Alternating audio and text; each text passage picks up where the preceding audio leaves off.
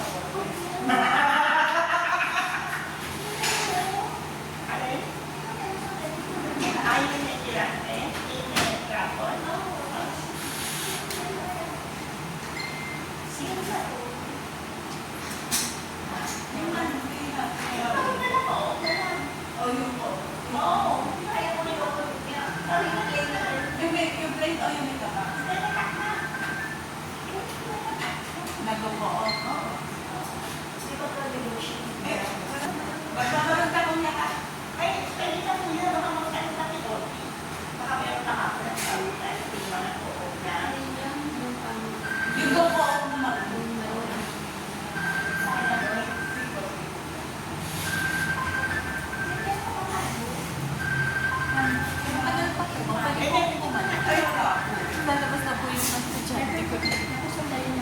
Pina-adjust ko kasi para doon ko na-deposit lang kasi doon sa account mo na.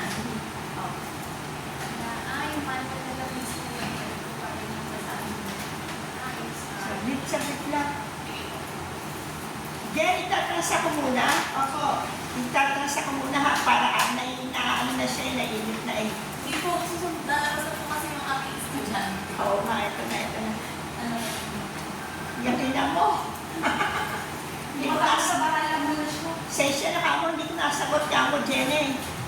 Yung ina mo. Hello? Busy si Ate Tess. Oo. Oo, ako. Oo daw. Eh, manager, sige sa kami. Oo daw. Okay, salamat.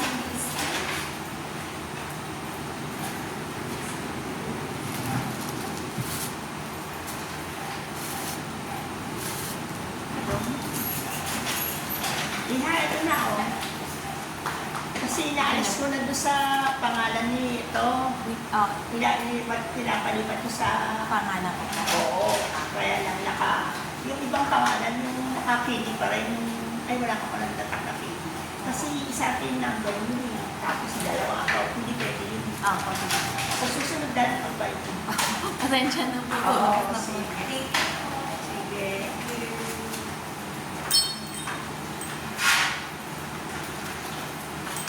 Lalagyan ba yun ng closing fee? Ha? Lalagyan ng closing fee? Oo. Pati yung 500, ha? Kaya sa akin, dun sa SA mo, kasi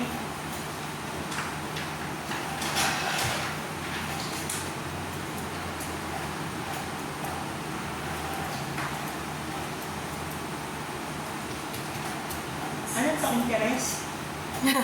mga interest yan. Next month, mangungutang, hindi pala next month. 25. Before 25, mangungutang ng 17.5. Pare ba? Kumikita ang kabuhayan ni Yolanda. Yeah. Good luck. Good naman sila. Magtubo naman sila. Nga lang, hanggang tubo lang.